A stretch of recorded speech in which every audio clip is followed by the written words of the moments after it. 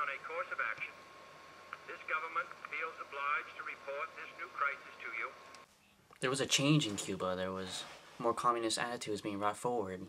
And JFK saw this. JFK tried to do the Bay of Pigs invasion where they would train Cuban soldiers to attack the Cuban government and try to overthrow Fidel Castro.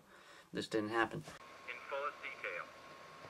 The characteristic of these new missile sites indicate two distinct types of installations. Several of them include medium-range ballistic missiles capable of carrying a nuclear warhead for a distance of more than 1,000 nautical miles. Each of these missiles, in short, is capable of striking Washington, D.C., the Panama Canal, Cape Canaveral, Mexico City, or any other city in the southeastern part of the United States, in Central America, or in the Caribbean area.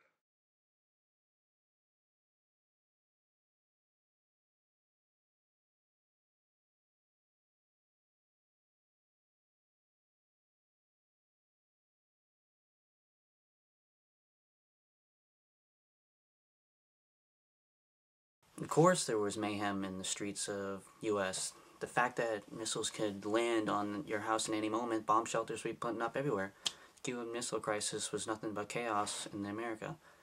Just another problem brought by the Cold War. And who knows, maybe I could die right now from a Cuban missile. It's just, you never know. You just never know.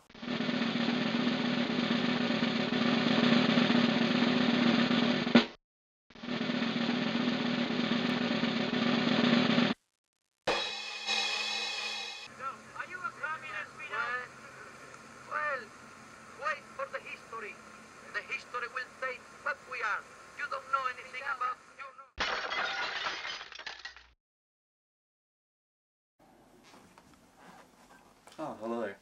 Let's read on the classics, Parties and Potions. Tension between Russia further increased with the arms race and the space race, and now that there was alliance with Cuba, there was enemies more close to home. Good friend, good Cuban friend. Wonderful person. Wonderful and sympathetic. Very sympathetic. What do you want that we do? You leave us without petroleum. Khrushchev eat petroleum. You leave us without sugar. Khrushchev buy sugar. Here, your leaders speak about aggression to Cuba. Khrushchev speak about defending Cuba. You told to take our airplane. Khrushchev plane is our plane. Khrushchev is friend. No, are you a Kennedy was trying to redeem himself after the whole Bay of Pigs failure and try to champion against some communism. So he orders this naval blockade around Cuba. But later that same night, a spy who's working in Russia is arrested, and his last message reads, "Soviet attack imminent." And this is when the panic really starts to set in for the American people. Oh, hey there. Kennedy was planning to attack at this point, and Khrushchev sent a telegram saying that he would dismantle the missile silos in Cuba, which helped relieve some tension in Cuba, but not necessarily all of it. And oh my God, Anna, what happened next? Well, before Kennedy can even respond to this telegram, Khrushchev, being the Russian that he is, starts making all these demands of the U.S., like dismantling their missile bases in Turkey. And then all of a sudden we find out that a B-52 plane is shot down over Cuba. You're so smart, Anna.